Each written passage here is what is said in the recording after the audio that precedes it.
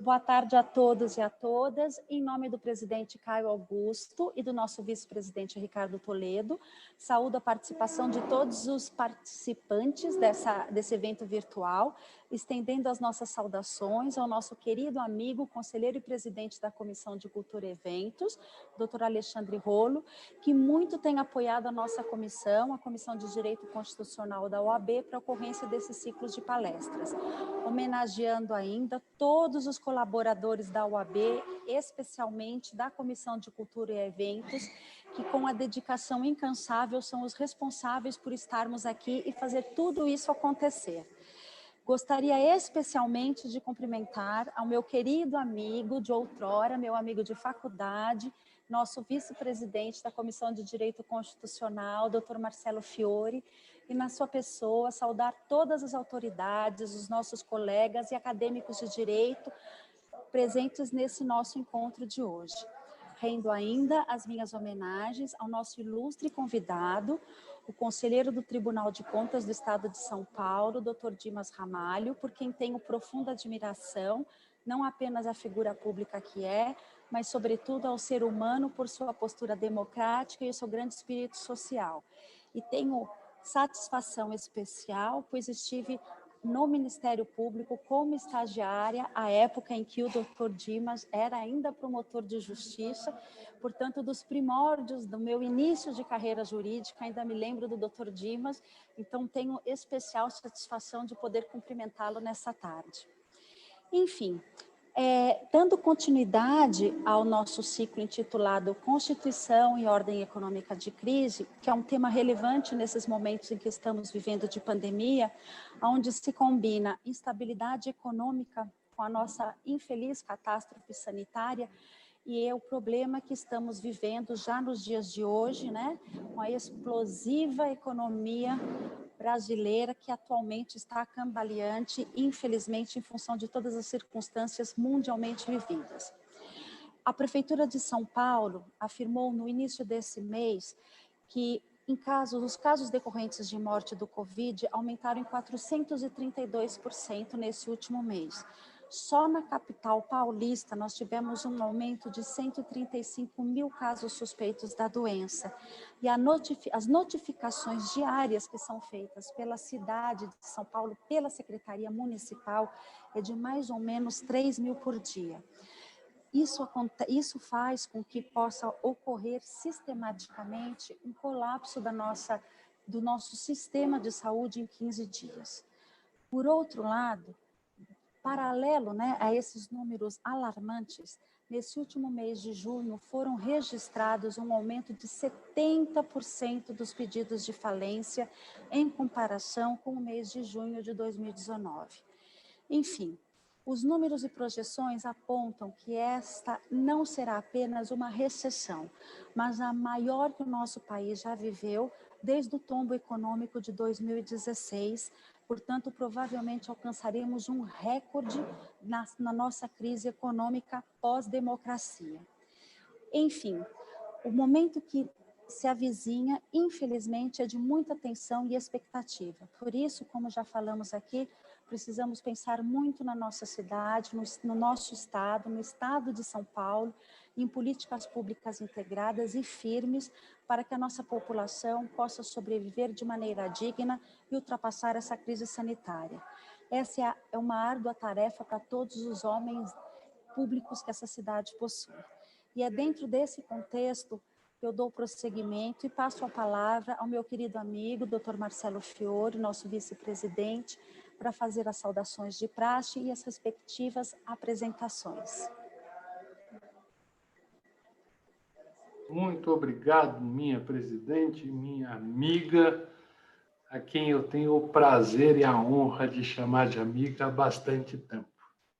A doutora Luciana é figura que dispensa apresentações do nosso meio, professora conhecida, conhecedora profunda do direito público e que nos dirige com brilhantismo na Comissão de Direito Constitucional. Queria agradecer ao nosso presidente Caio, ao nosso vice-presidente Ricardo, pessoas que nos têm apoiado no dia a dia da advocacia e na luta que vivemos, ao nosso amigo incansável Alexandre Rolo, que todos os dias coloca a sua equipe aí junto com o Richelli, que nos dá apoio em todos os nossos webinários, pessoal que está o tempo todo dando suporte, não só à nossa comissão, mas à advocacia de maneira geral, para que a gente possa levar um pouquinho da palavra de pessoas brilhantes, como o conselheiro Dimas Ramalho, do Tribunal de Contas do Estado de São Paulo, às pessoas que nos acompanham, advogados, estudantes de direito e o público em geral, que tem vontade e ânsia de aprender um pouquinho, não só sobre a nossa Constituição, mas com o afã de mudar um pouquinho o quadro de dificuldade que nós estamos vivendo. A presidente Luciana abriu brilhantemente os trabalhos, lembrando da crise sanitária e econômica que nós estamos vivendo. E nós, da advocacia bandeirante, temos uma luta bastante grande pela frente. A advocacia de São Paulo é referência no Brasil inteiro. Obviamente que nós temos profissionais brilhantes espalhados pelo país, mas aqui em São Paulo, talvez pelo volume de pessoas e dos trabalhos, a gente seja um pouquinho mais demandado. A gente vê dentro do dia a dia uma necessidade bastante grande de envolvimento da advocacia com situações como a saúde pública, como a economia, a tentativa de salvar a vida do ser humano, como também de salvar a vida das empresas.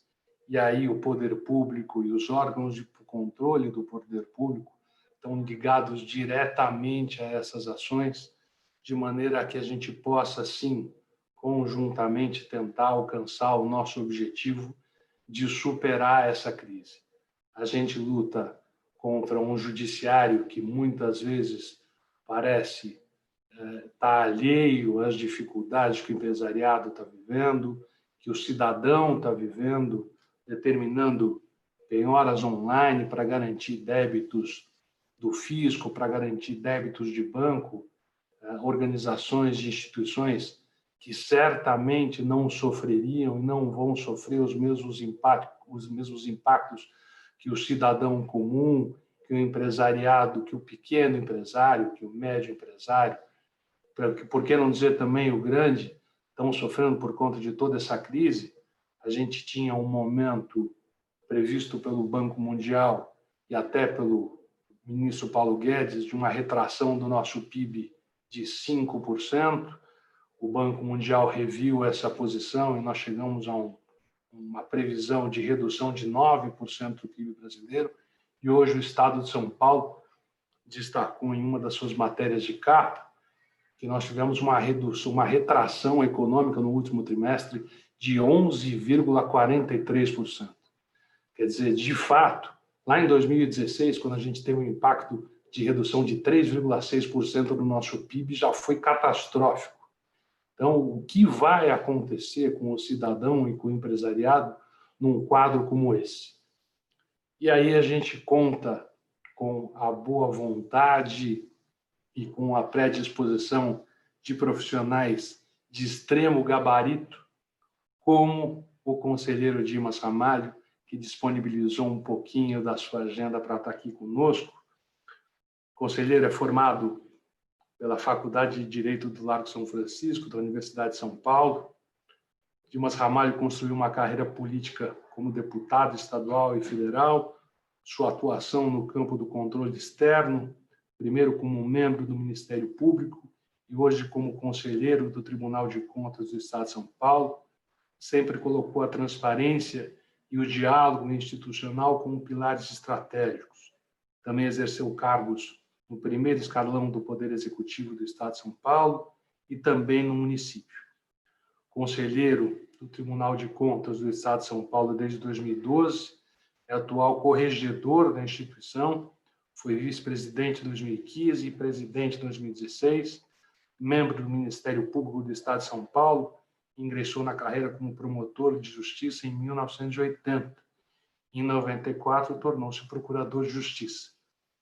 Eu não vou me estender mais, porque o currículo do professor Dimas é invejável e longo e me tomaria mais de 30 minutos, tanto que nós não temos para apresentá-lo devidamente.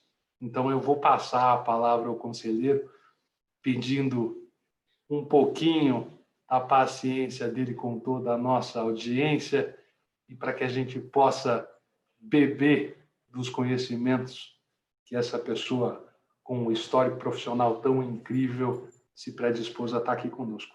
Conselheiro, com os meus agradecimentos, a palavra é sua.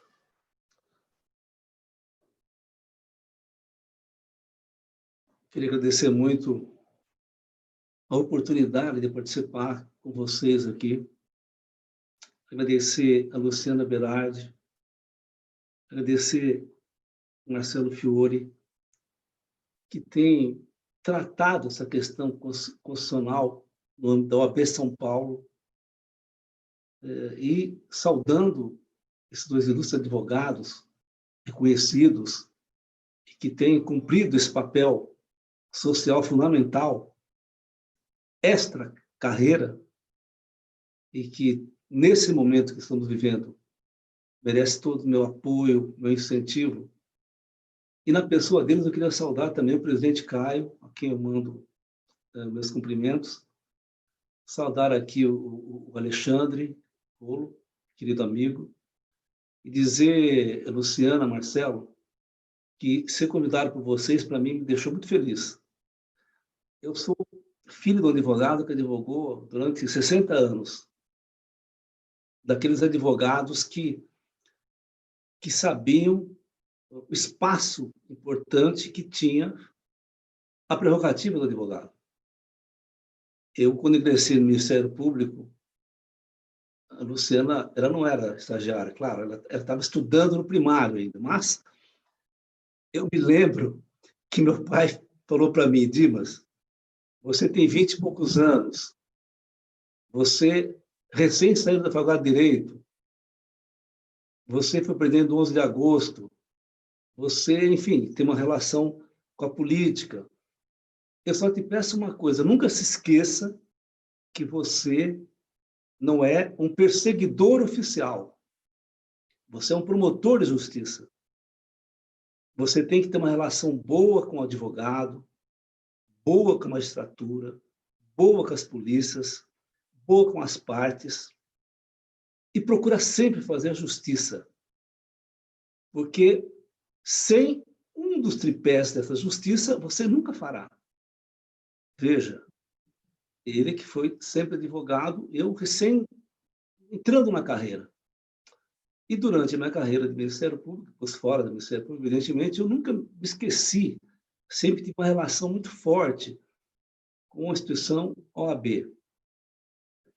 Não existe no Brasil nenhum movimento importante que não teve a presença da OAB no Brasil. Nenhum movimento.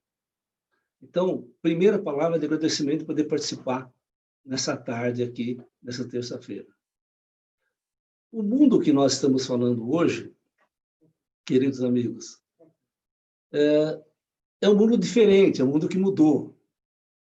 Se nós falássemos 4 meses atrás e hoje, nós vemos que é um mundo diferente, é um mundo que nós não conseguimos dimensionar como ficará e se ficará depois desse novo normal, depois que estabeleceu o mínimo, depois do advento da vacina. O fato é que o trabalho que a OAB tem feito, e notadamente a Comissão de Constituição, com essas discussões que eu acompanhei várias, participei e vi, de pessoas gabaritadas, professores ilustres, ex-presidentes, ministros, enfim, juristas, professores, me leva a trazer uma visão de um enfoque de uma pessoa que viveu não só na estrutura política do país, mas quem também participou ativamente de todos os movimentos democráticos, sociais, desde a época da universidade. E aí, eu começo a falar da importância de nós respeitarmos a nossa Constituição. Veja, nós vamos completar 32 anos da Constituição Federal. É o maior período democrático da nossa história. Passamos por 2 impeachment. Impeachment do presidente Collor, impeachment da presidente Dilma. Passamos por todas as crises políticas possíveis. Se você escrevesse uma ficção sobre o que nós veríamos das crises políticas do nosso país, dos escândalos que viriam diante da crise política, com certeza a realidade superaria a ficção. Eu tive a honra de ser deputado estadual, federal, então acompanhei de dentro algumas dessas crises profundas que levavam muitas vezes quase que um estado de absoluta ingovernabilidade. E qual que foi o remédio, qual que foi a receita que todos nós, democratas do Brasil, e que gostamos do direito, que defendemos as leis, que defendemos o legislativo, que defendemos os direitos básicos de qualquer profissão, foi respeitar a Constituição Federal. Foi isso.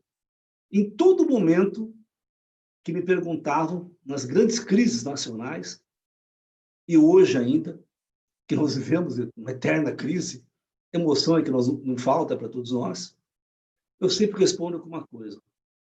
O que diziam o Dr. Ulisses Guimarães, o que diziam aqueles outros grandes brasileiros? O que diz a Constituição Federal? O que ela manda? O que ela estabelece? Ah, se sair aquela presidente, quem que entra? Bom, vamos ver o que está escrito lá. É o vice, então é o vice. Se acontecer uma disputa de poder, como é que vai ser? Vamos ler a Constituição. Se amanhã tivermos uma situação excepcional de emergência, vamos olhar a Constituição, que é o que nos une, que é que nos dá uma cola na sociedade brasileira.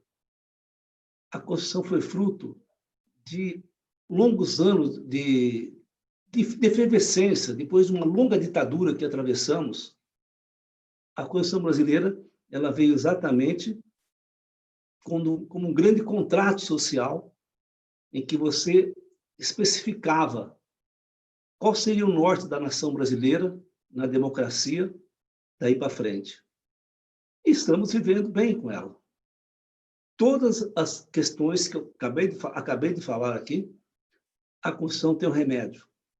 Toda vez que se busca sair da Constituição, você caminha para o autoritarismo, você caminha para a ditadura, você caminha para a censura, você caminha para acabar com a prerrogativa de advogado, de promotor, de juiz, de deputado. E a Constituição, basicamente, é feita pelas forças políticas brasileiras. A Constituição não foi feita apenas pelos especialistas em direito. Claro que a Constituição tiveram a fundamental força, interpretação, ajuda, apoio de grandes mestres das academias de direito constitucional, direito público, direito penal, direito privado, enfim. Mas quem fez a Constituição, quem votou a Constituição, foram aqueles constituintes originários que foram eleitos para isso. Então, foi uma Constituição altamente democrática e altamente atual. Hoje, nós estamos passando por uma crise política, uma crise econômica e uma crise sanitária. O que está segurando o nosso país? O que está dando norte para todos nós nesse sentido? É a Constituição Federal. Não existe nenhum remédio jurídico fora da lei, como os seus professores e advogados sabem muito bem, mas não existe nenhuma possibilidade de dar certo se nós não atentarmos para o que diz a Constituição Federal. Não é por outro motivo que toda vez que tem um problema, que tem uma ditadura, que tem um golpe militar, que tem uma ameaça, a primeira vítima é a Constituição Federal. Nesse caso, no Brasil, acho que nesse momento que nós estamos passando, em que vivemos, volto a dizer, uma grande crise sanitária, uma grande crise econômica, como falou o Marcelo Fiore agora, uma retração, nós vivemos no momento de uma grande pandemia. Uma pandemia que, se ela é democrática para você adquirir o vírus, ela não é democrática para você tratar desse vírus. Porque no nosso país hoje, você, a partir dessa pandemia, dessa dificuldade da nossa saúde, ainda bem que temos o SUS e temos que reforçar cada vez mais o Sistema Único de Saúde. Outros países não têm o SUS. Mas as pessoas que moram em periferia, eles têm que decidir se ficam em casa, passam fome, ou se saem de casa e contraem, ou podem contrair a doença.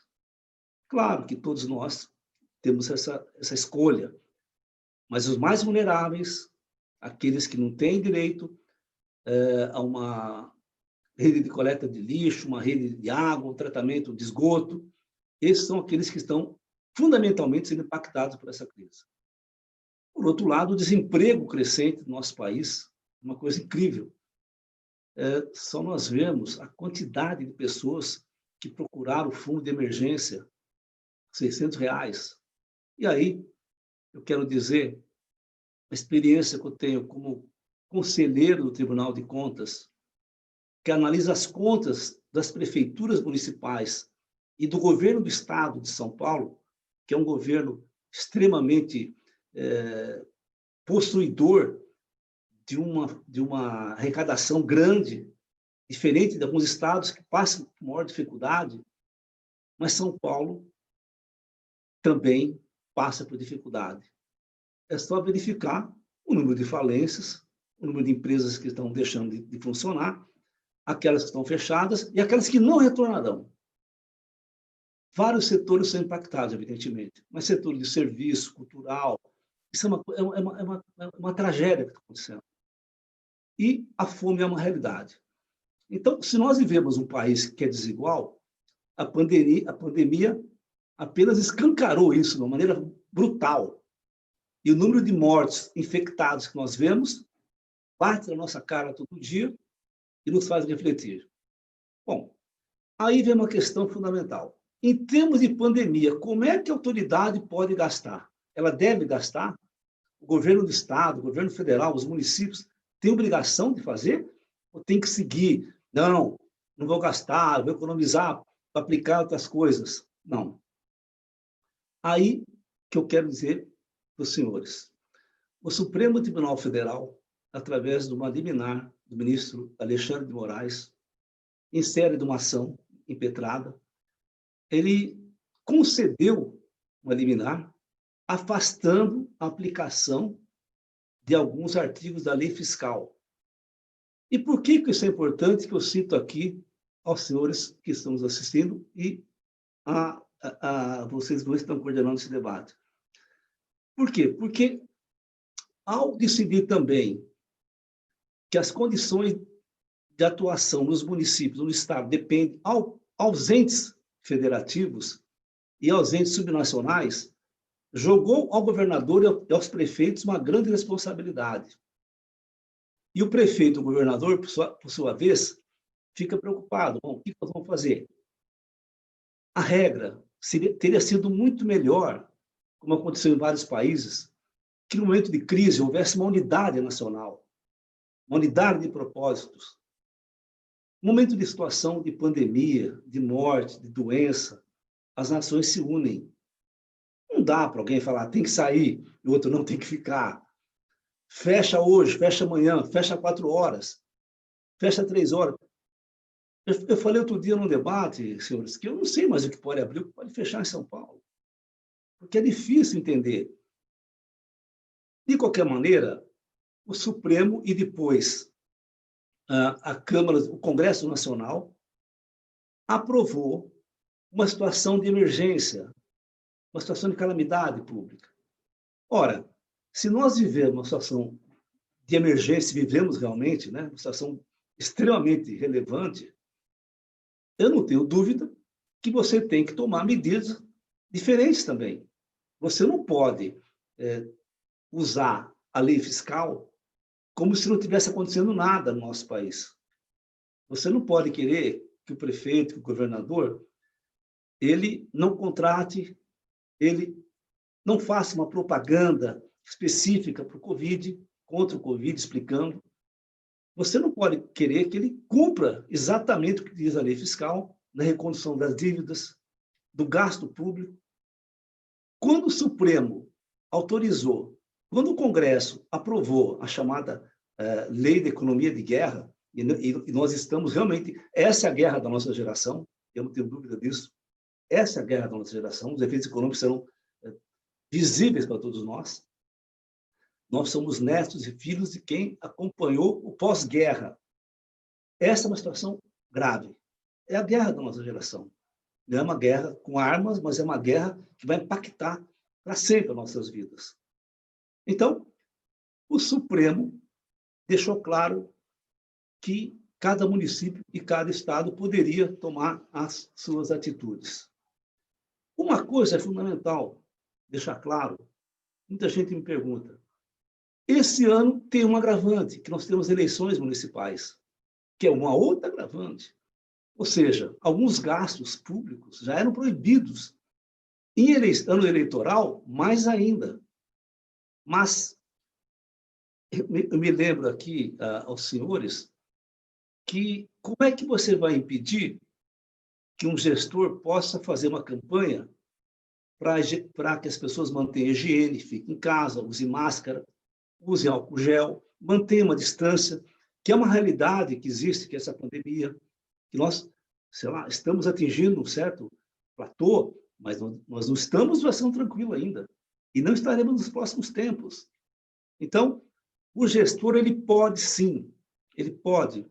Aliás, a própria lei fiscal, se me permite, os senhores que trabalham com direito, citar aqui o artigo, a própria lei fiscal, no artigo 65, diz o seguinte, que num regime emergencial, para caso reconhecidamente de calamidade pública, onde haverá a dispensa de recondução do limite de dívida, bem como o cumprimento da meta fiscal, evitando dessa maneira o contingenciamento de recursos. Ou seja, nós temos orientado os senhores prefeitos e o governo do Estado que, nesse momento, o Estado deve gastar. Ele deve ter a coragem de atender os mais vulneráveis. Ele deve ter a coragem de criar linha de crédito para as empresas, para o comércio, mas que não demore para chegar esse socorro. Que não demore para chegar na ponta, porque, ao chegar com demora, vai chegar tarde demais. Então, nós que sempre falamos, tome cuidado, você não gaste, nesse momento, a palavra que eu digo para todos os gestores que nos assistem, aqueles que, quando eu falo pelo tribunal, às vezes em palestra, eu digo o seguinte, sim, você pode gastar. Mais do que poder, você deve gastar agora o dinheiro público para socorrer o seu município, o seu munícipe. Mas, quando você libera de alguns artigos da lei fiscal, não é que você pode gastar de qualquer jeito. Você deve gastar com parâmetros, sempre analisando o artigo 37 da Constituição Federal, dos atos da administração pública, a impessoalidade, a legalidade, a publicidade. É fundamental, nesse momento, que os gestores expliquem o que estão comprando, por que estão comprando, que preço estão comprando. Todo mundo vê as grandes denúncias que ocorrem. Parte delas não procede. Outras procedem, como vimos recentemente, infelizmente, no Rio de Janeiro, novamente, o ex-secretário sendo preso. Uma quantidade absurda de dinheiro, não sei se estava com ele, ou estava próximo a ele, mas, de qualquer maneira, o gestor pode gastar, mas gastar com critério, e aí um dado mais importante ainda, ele deve gastar só para o combate à Covid. Ele não pode aproveitar esse momento e falar, não, vou começar a contratar gente, vou fazer estrada, vou asfaltar a rua, aproveitando que a lei fiscal me permite a extrapolar o teto. Nós mandamos para cada gestor, eu como relator, mandei para cada prefeito, para cada... Eu sou relator esse ano das contas do governo do Estado. Mandei ao governador de São Paulo, ao secretário da Fazenda, mandei a todos os prefeitos que eu sou relator, e o Tribunal de Contas já tinha feito uma nota técnica explicando isso, que é para gastar, sim, deve gastar para socorrer, deve gastar em campanhas, pode contratar médicos, pode contratar profissionais, mas o fato de você liberar alguns artigos da lei fiscal não quer dizer que você pode fazer tudo do jeito que você quer. Até para gastar desse jeito tem que ter critério, tem que ter os princípios que eu citei agora, que regem a administração pública. Mais do que isso, os prefeitos, quando declaram calamidade pública, situação de emergência, ele deve mandar a declaração para a Assembleia Legislativa. Muitos gestores haviam deixado passar isso daí, porque o que diz a lei? Porque o governo decreta, a Assembleia junto com o governo, e os municípios que decretarem têm que mandar a Assembleia Legislativa para que fique configurado, legalizado esses gastos. E o gasto que foi aprovado pelo Congresso Nacional, a possibilidade de gastar fora do que diz a lei fiscal, e também em série de liminar pelo ministro Alexandre de Moraes, ele tem validade. É até dia 31 de dezembro deste ano. E tem que gastar só com o combate à Covid, só na área da saúde, para esse fim. Muita gente me pergunta, olha, eu vou aproveitar. Não, não faça isso que você terá dificuldade.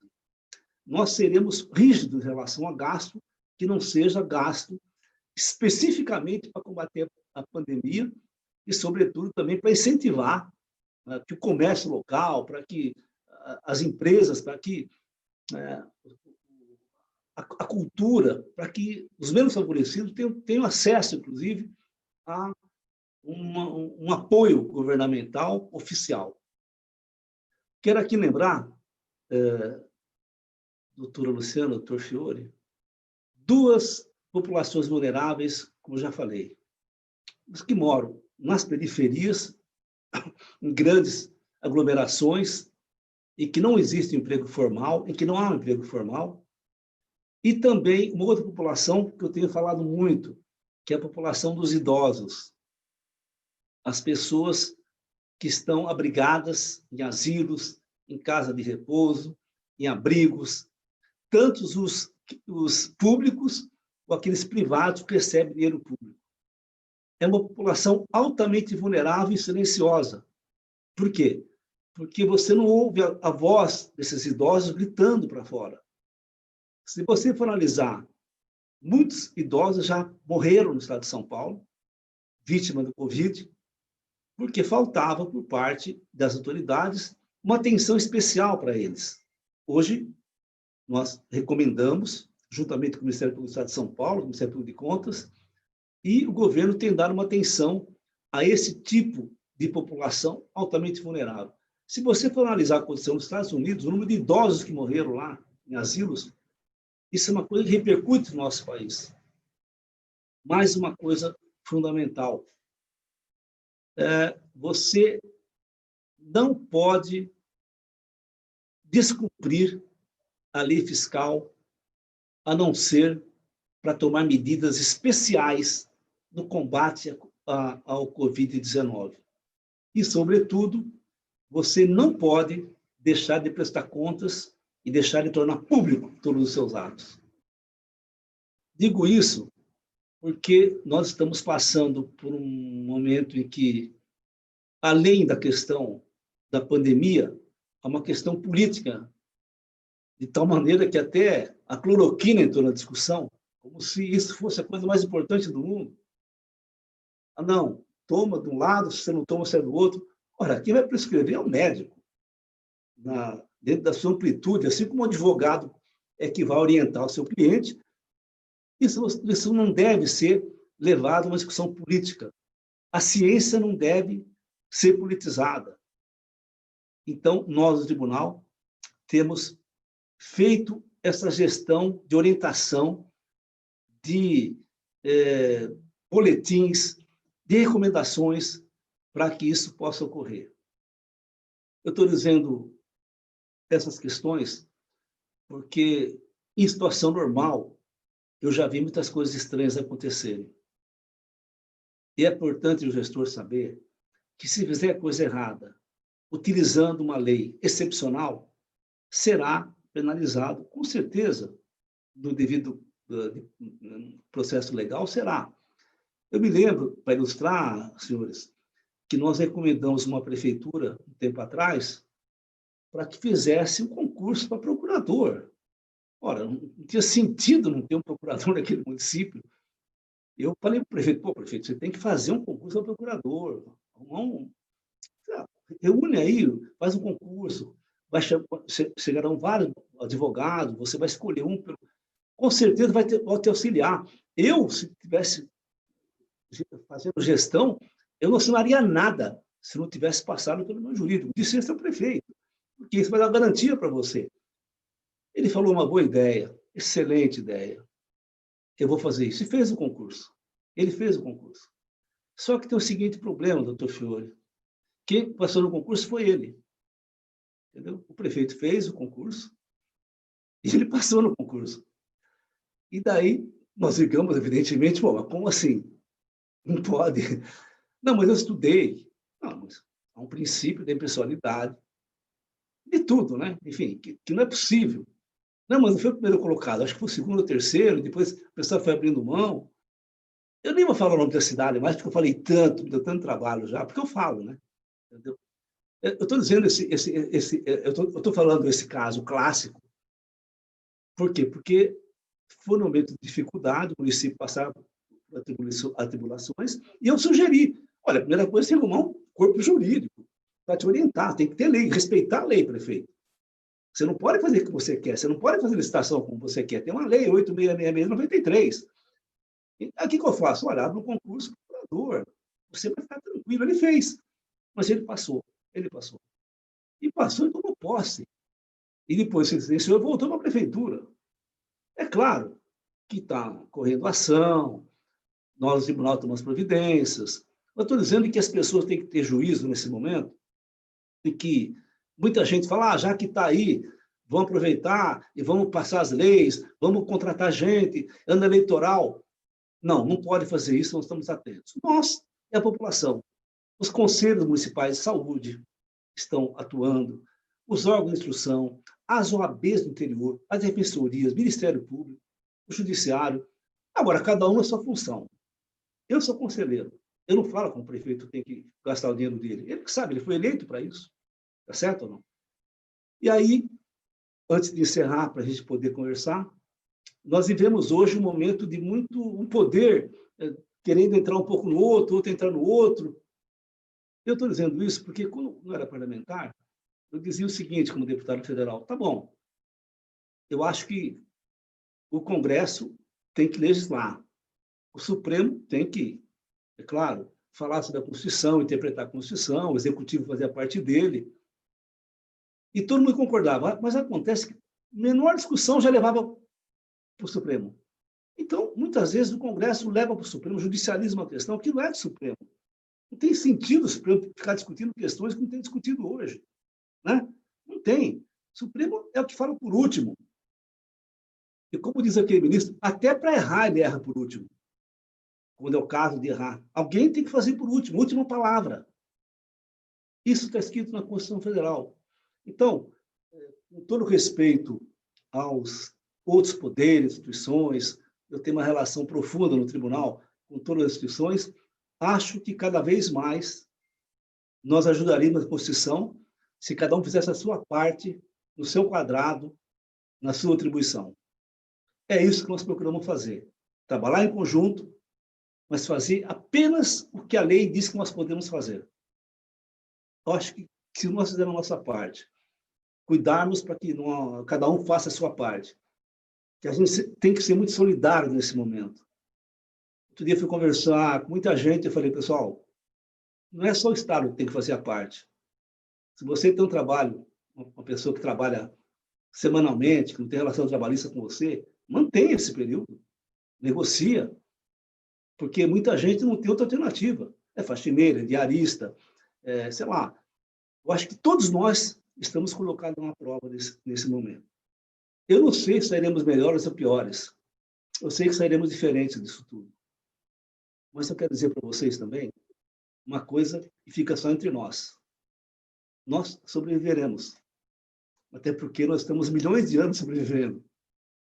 Nossos avós sobreviveram à guerra, nossos bisavós sobreviveram à peste, à gripe espanhola.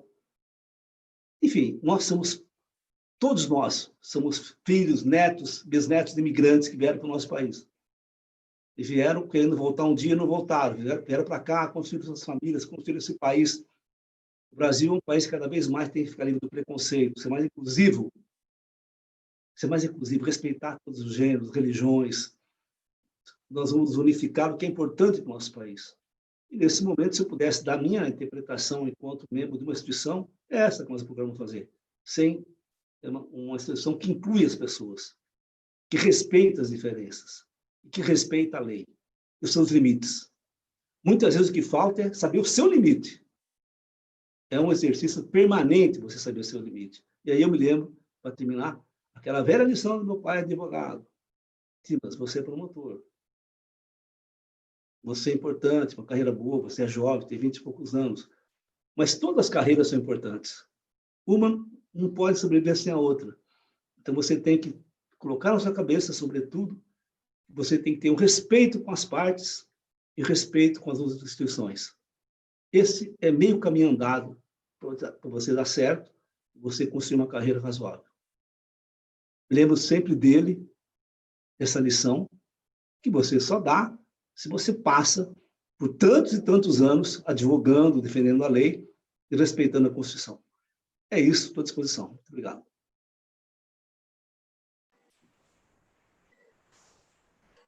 Somos nós quem agradecemos a Vossa Excelência, especialmente nesse momento de reflexão.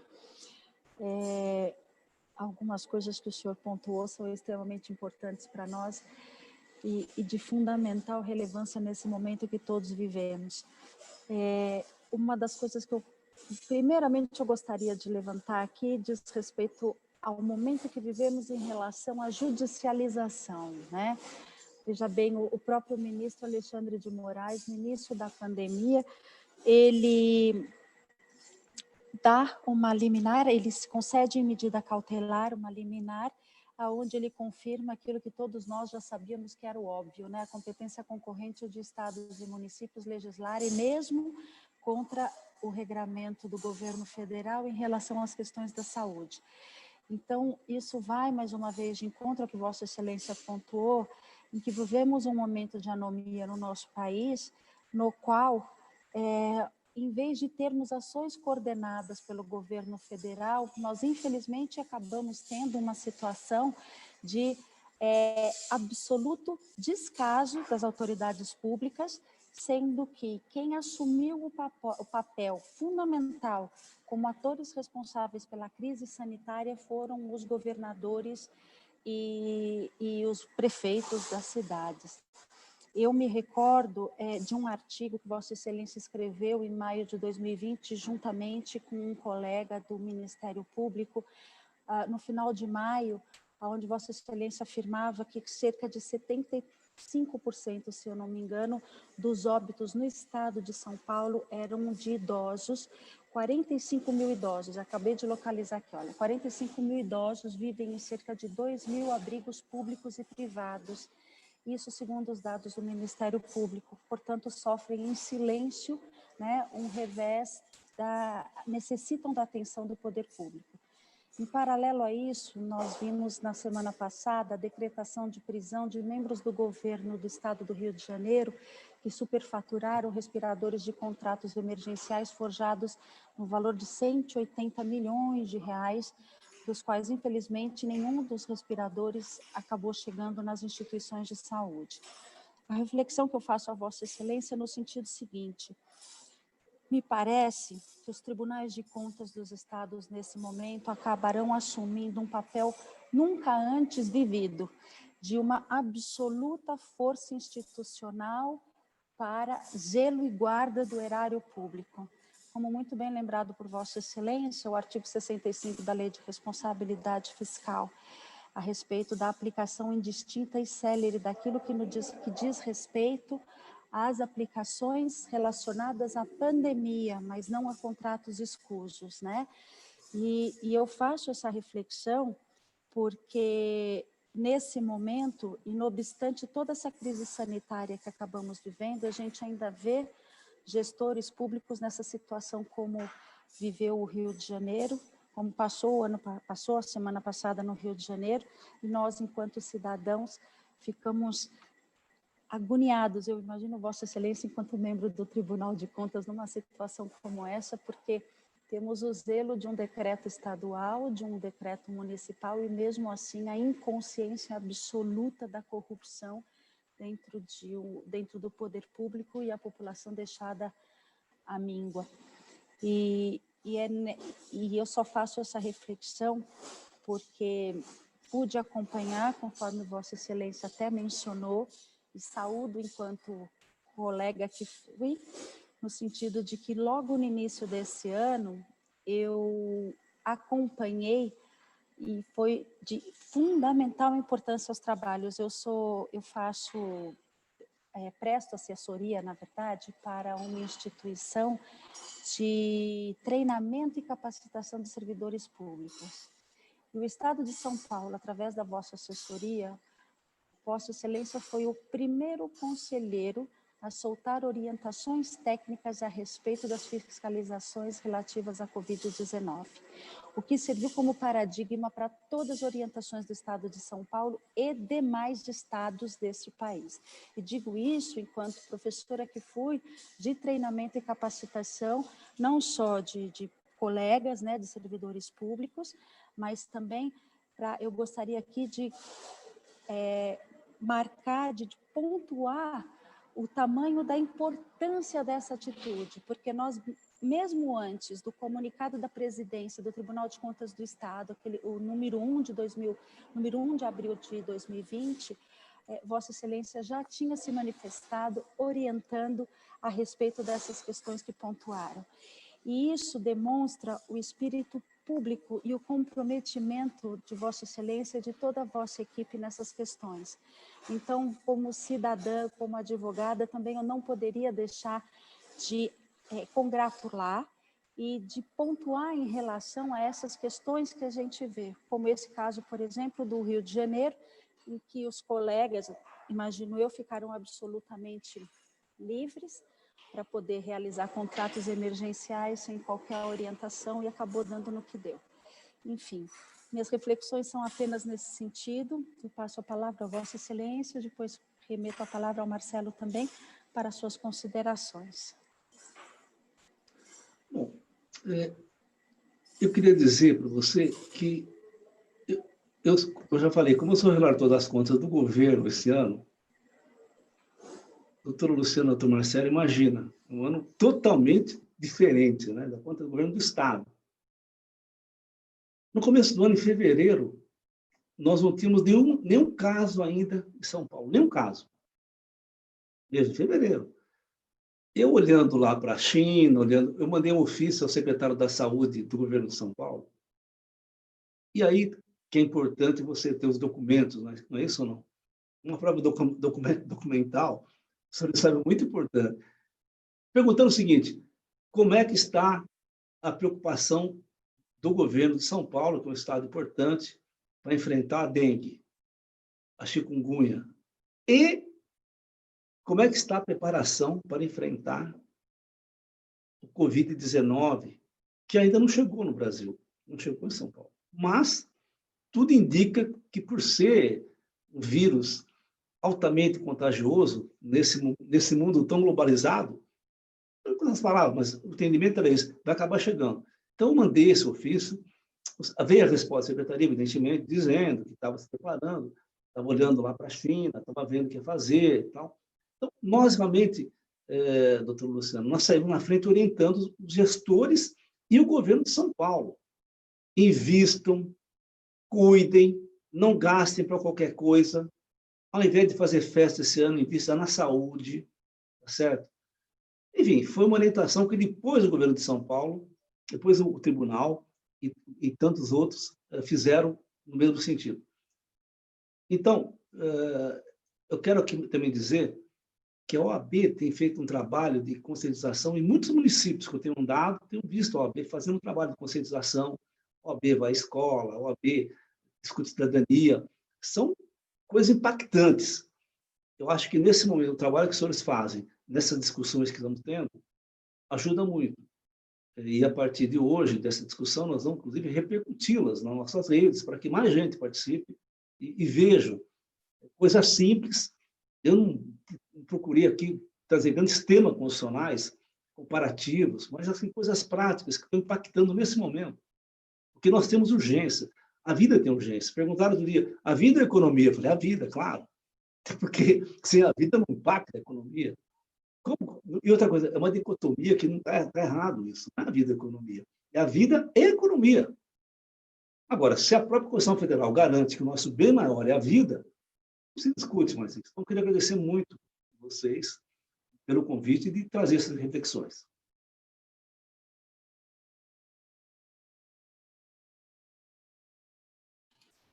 Lu, vou puxar a palavra para cá um pouquinho para provocar o nosso convidado. Conselheiro, a minha função, Luciana me conhece há bastante tempo, e quando ela me convidou para ser vice-presidente da comissão, ela falou assim, olha, a tua única função é continuar fazendo o que você faz desde moleque. É provocar, é tocar nos assuntos que ninguém quer tocar. É óbvio que eu não vou deixar o nosso convidado de maneira nenhuma desconfortável, mas eu quero a sua opinião sobre um assunto que pode ser polêmico de alguma forma, ou pelo menos porque as pessoas que estão nos assistindo tenham algum esclarecimento. O Tribunal de Contas do Estado de São Paulo é competente para atuar na fiscalização contábil, financeira, orçamentária. O conselheiro Dimas deu uma aula superficial de como funciona, das funções do Tribunal de Contas do Estado de São Paulo, e também colocou que no combate à crise o Estado deve gastar para socorrer a empresa, para socorrer o cidadão, para socorrer a saúde do cidadão, para socorrer a saúde da empresa. Quando a gente fala de economia de crise, a gente, obviamente, está falando de certas concessões. Essas concessões têm que ser respeitadas neste momento de economia de guerra, como a gente colocou aí no meio da nossa conversa. A competência do governo federal com relação ao socorro da economia, ela é única, né? Está inclusive lá na própria Constituição, no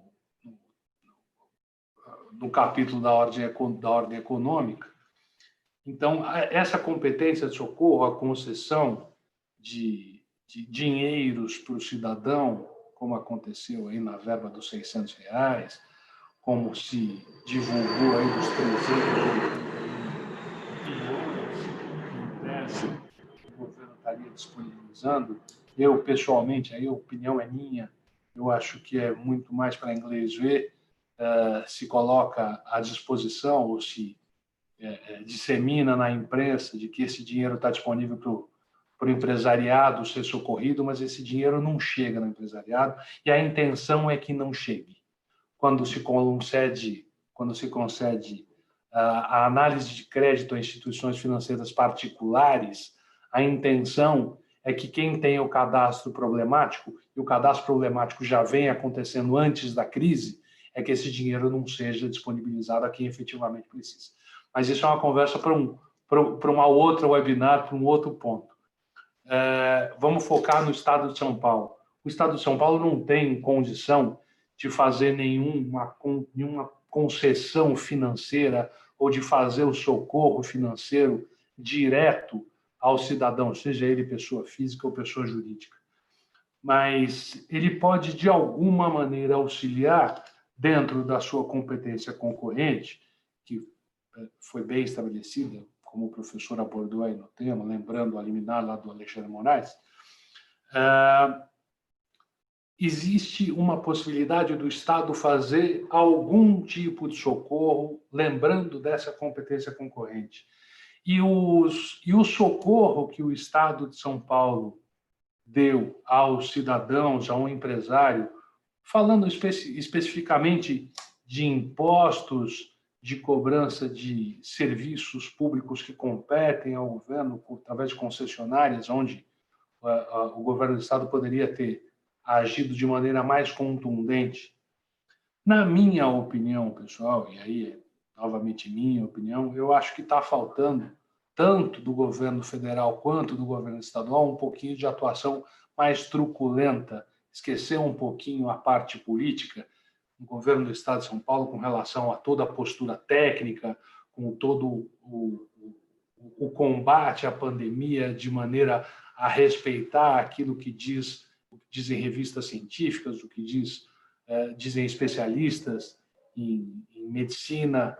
O tratamento está perfeito. O que, na minha opinião, está faltando é um pouquinho de suporte tanto ao cidadão quanto ao empresariado, e isso poderia vir na forma de alguma concessão ou de maleabilização no pagamento dos tributos que competem ao governo do Estado. Eu queria saber, na opinião do conselheiro Dimas, se de fato esse socorro não está acontecendo e se ele não está acontecendo, qual que é a responsabilidade do governo? Eu queria saber a sua opinião sobre isso. Primeiro, dizer que eu concordo plenamente com o Marcelo Fiore, quando ele diz que o socorro parece Socorro Conceição, né? Ninguém subiu, ninguém sabe, ninguém viu.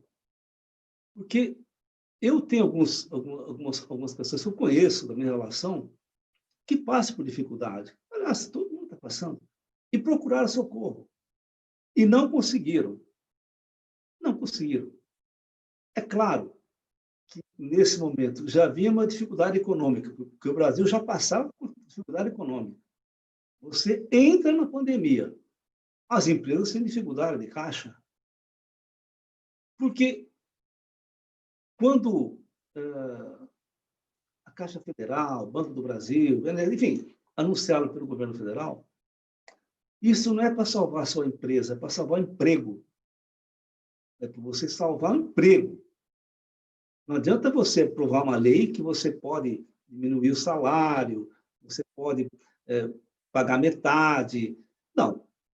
Quando você fala que tem... Eu fui claro que quando falei, foi claro, eu falei, olha, o Estado tem que gastar. Nesse momento, o Estado deve gastar.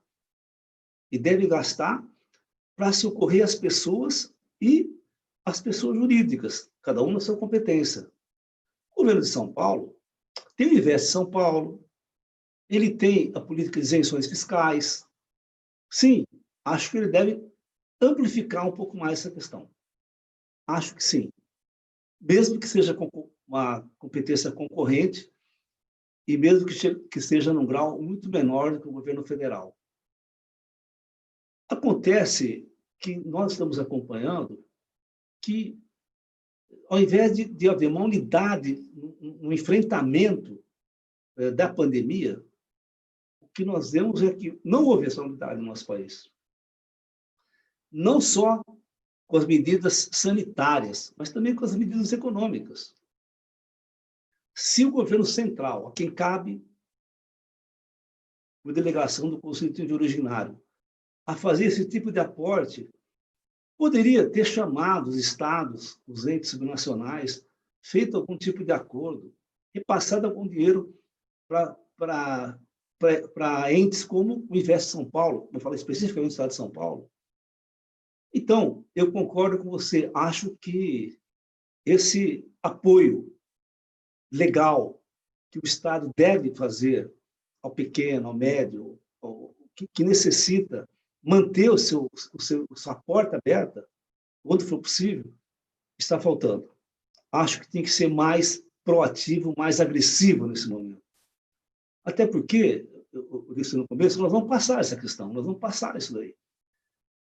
Mas a primeira vez que eu falei, governos, gastem, por favor, vocês podem gastar.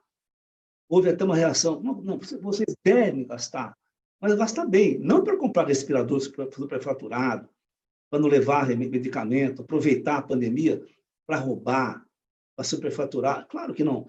Mas nessa pandemia o governo deve fazer a sua ação de grande indutor do progresso e grande cobertor social que nós precisamos no nosso país.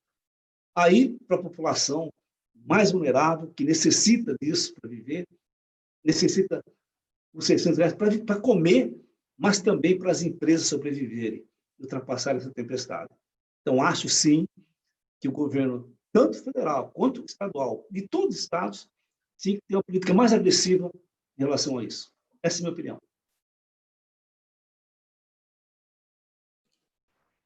É tão fácil a gente ouvir ponderações de bom senso, né? É tão mais tranquilo a gente discutir com gente que de fato tem opinião e não achismo, né? A gente tem repetido isso com uma certa frequência. Infelizmente, conselheiro, nos dias de hoje, a gente tem muito especialista achista, né? Gente que dá opinião sem nenhum conhecimento técnico. E aí, o professor Dimas Ramalho nos dá uma aula, um conhecimento técnico profundo de como as coisas funcionam dentro do Tribunal de Contas do Estado de São Paulo e dentro da economia política, de como as coisas devem, de fato, ou deveriam, de fato, caminhar. Luciana, eu tenho um caminhão de perguntas aqui, mas eu acho que, em virtude da hora, a gente não vai conseguir esticar muito. Então, eu vou encerrar a minha participação nessa nossa webinar, agradecendo ao conselheiro Dimas, mais uma vez, a agenda e o tempo que ele disponibilizou para a gente e para a nossa audiência. Tivemos bastante gente aqui, tanto no YouTube quanto no Zoom, cadastrados. Eu não tenho palavras para agradecer a sua disposição e a sua aula que abrilhantou tanto essa nossa tarde. Muito, muito, muito obrigado por estar aqui conosco. Luciana, a bola é tua.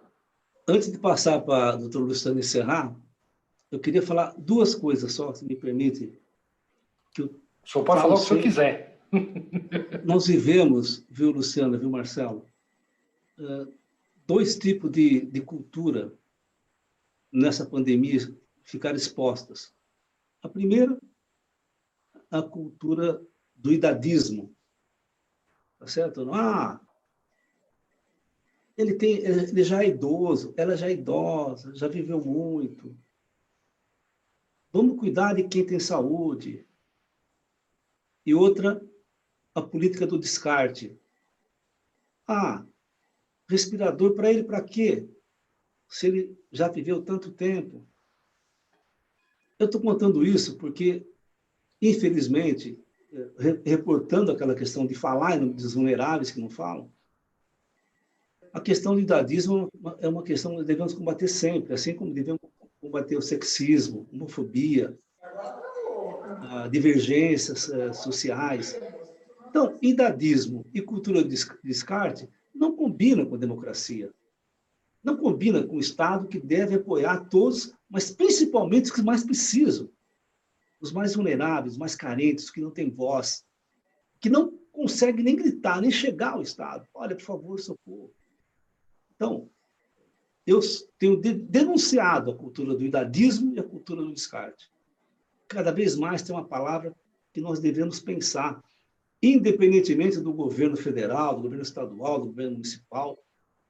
Nós, enquanto cidadão, nas nossas famílias, nas nossas relações, que é uma palavra solidariedade. Solidariedade. Essa é uma pandemia que nós não vamos sair sozinhos. Ou nós saímos todos juntos, nós não sairemos. Então, nesse momento, não obstante haja disputa, tudo quanto é lugar, nós devemos nortear as instituições que nós fazemos parte no sentido de solidariedade, de unidade, de unificação. É o que eu tenho feito, tenho falado em todo lugar, todo espaço que eu tenho. Eu queria agradecer muito vocês da OAB. Eu tenho um respeito profundo pela OAB. A OAB é uma escola de cidadania. A OAB é importante quando falo. Toda vez que eu tenho que falar uma questão plural, eu tenho que debater um debate que abranja todas as tendências, eu procuro a seccional da OAB, que é um lugar democrático. Ali todas as tendências falam. E eu queria agradecer muito vocês, tanto a Luciana como o Marcelo, que são exemplos nesse debate fundamental de cidadania.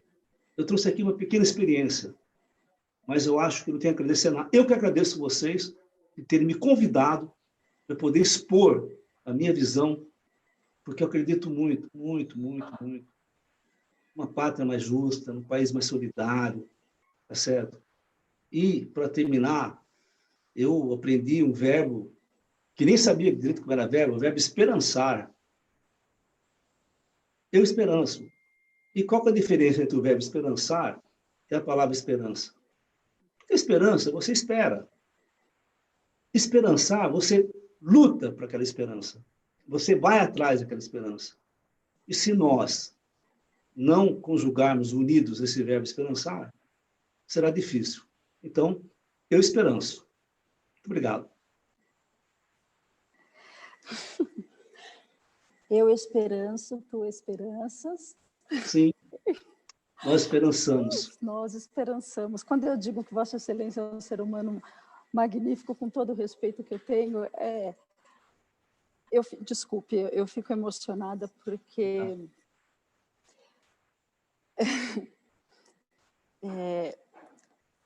a humanidade hoje em dia faz falta e faz toda a diferença. E são nesses momentos em que nós podemos, mesmo virtualmente, estarmos distantes, nos unir, cada um fazendo um pouquinho, mas para que a gente possa nos juntar e nos unir pelos mais vulneráveis. O senhor não tem ideia, desculpe, Vossa Excelência não tem ideia o tamanho da alegria que me dá o meu coração quando eu escuto uma pessoa na sua posição a lutar pelos ideais em qual eu e o Marcelo, nós trabalhamos no centro acadêmico das épocas da PUC, fomos também da Atlética. Então, assim, enquanto juventude, apesar dos cabelos brancos, a gente ainda carrega alguma coisa da esperança na justiça e da esperança em que podemos e devemos fazer da justiça a equidade, e agasalhando sob o manto da equidade todos aqueles mais vulneráveis.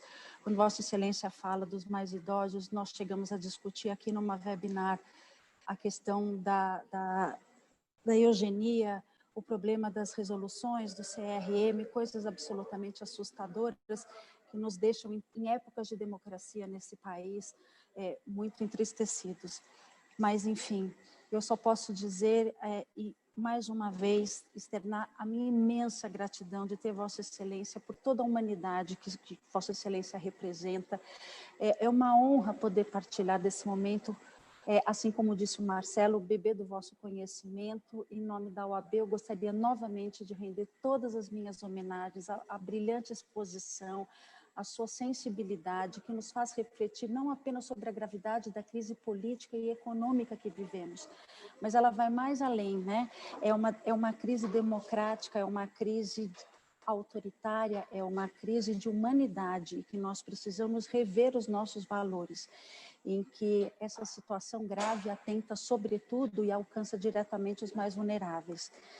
O momento é de grave reflexão, mas, sobretudo, é um momento de união, e que volto a frisar mais uma vez a minha gratidão, não apenas como cidadã paulistana, mas também como ex-gestora pública que fui, pelo trabalho magnífico que Vossa Excelência tem empreendido no Tribunal de Contas do Estado, o empenho e a dedicação, sou testemunha do vosso trabalho. Enfim, eu não quero mais tomar o tempo de todos, mas gostaria de me despedir, saudando então ao nosso ilustre palestrante, desculpe, estou emocionada, e a nossa plateia virtual, lembrando uma citação de Fernando Pessoa, que eu sempre gosto de relembrar nesses momentos de pandemia, quando ele dizia que de tudo ficarão 3 coisas: a certeza de que estamos sempre a começar, a certeza de que é preciso continuar, e a certeza de que podemos ser interrompidos antes de terminar. Portanto, meus amigos, minhas amigas, ilustre conselheiro Dr. Dimas, seguimos adiante no combate e no bom combate confiantes. Uma boa tarde a todos, mais uma vez, muito obrigada. Obrigado. Esperancemos. Eu acho que essa lição é perfeita.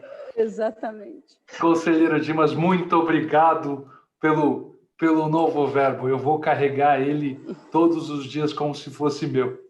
Muito obrigado. Obrigado, Luciana. Obrigado, pessoal. Obrigado por essa presença. Em breve nós estamos juntos de novo. Citando a fonte, meu amigo. Citando a fonte. Sempre. Esperancemos. Obrigado, gente. Até já. Obrigado, pessoal. Obrigada, muito obrigada. Cuidem-se. Igualmente, ao vosso serviço e toda a vossa família. Obrigado, querido.